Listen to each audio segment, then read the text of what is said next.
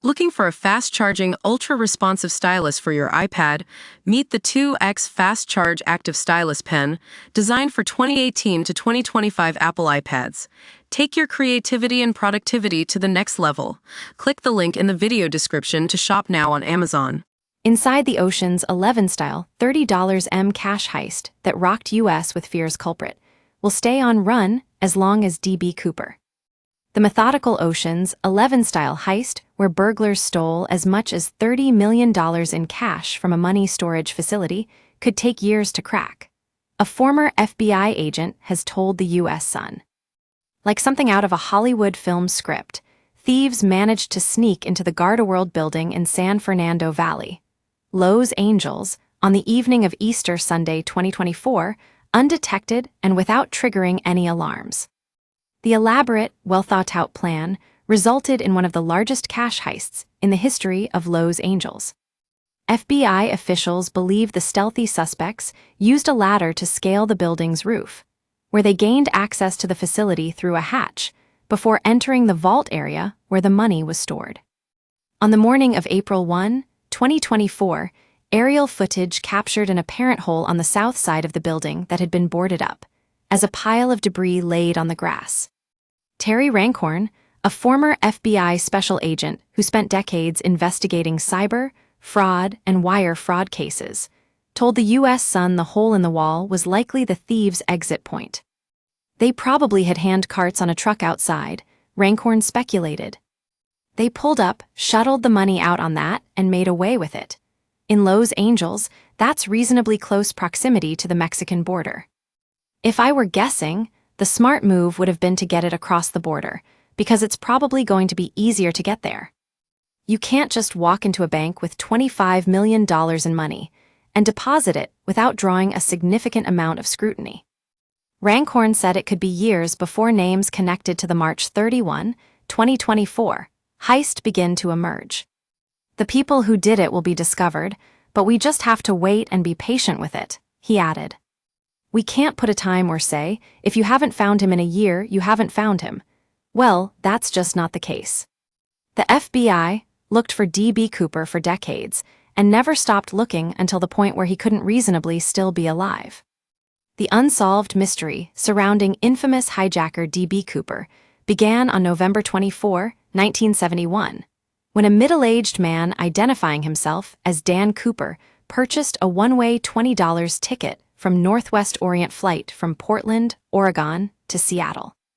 Carrying a black attaché case and a brown paper bag, Cooper boarded Flight 305 sometime after 2:30 p.m. local time, took his seat in the last row, 18E, and ordered himself a drink.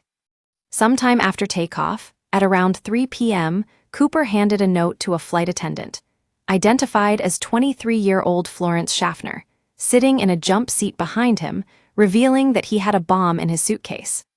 The mild-mannered hijacker requested 4 parachutes and $200,000 in $20 bills in exchange for the 36 other passengers on board.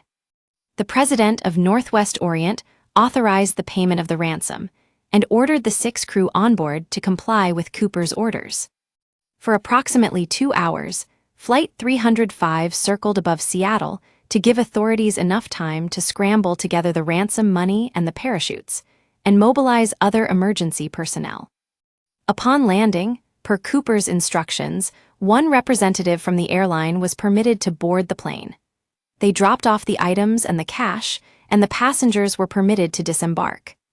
The plane was then refueled, and Cooper ordered the pilots to fly southeast in the direction of Mexico City at the minimum airspeed possible, without stalling the aircraft.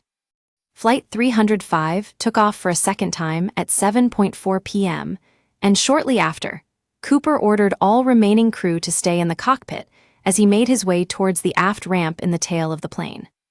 One stewardess caught a glimpse of Cooper standing in the aisle, tying what appeared to be the bag of money around his waist. That was the last anyone ever saw of Cooper. He'd later become known as DB Cooper when a journalist at the time accidentally mistyped Dan as DB in a report, and the name stuck. A little after 8 p.m., somewhere over southwest Washington, a light flashed up on the instrument panel in the cockpit, indicating the rear exit door had been opened. With that, Cooper was gone, parachuting out into the stormy night sky with his ransom and the briefcase and brown paper bag he'd boarded the plane with. Despite a massive search, no trace of Cooper or his parachutes was ever found. Rancorn, who spent 21 years in the FBI, said that despite the meticulous heist, the suspects, like D.B. Cooper, will never be out of the woods and will eventually make a mistake. These people, congratulations, you have 20 to 30 years of looking over your shoulder, and more than likely you will be caught in the end, the former federal agent told the U.S. Sun. They may think that, okay, I've waited a year, I've waited 2 years, now I can start buying luxury items. Well, if the FBI is involved, the FBI has infinite memory. They never forget the people that they've been looking for. They've been looking for people for 30 years, and sometimes will find them. So, you're never as a criminal out of the woods. If you're involved in this case, you have to look over your shoulder for literally the rest of your life. There is no grace period. There's no statute of limitations on this. Rancorn continued, in any criminal endeavor, the number of people that you involve in it exponentially increases your chance of discovery. There was a famous pirate named Captain Kidd who famously said 3 people can keep a secret when 2 of them are dead. And what that means is that when people execute a crime like this, a really spectacular crime, people like to talk. And oftentimes, the criminal pathology, the people that are drawn to this life of crime, they have impulse control.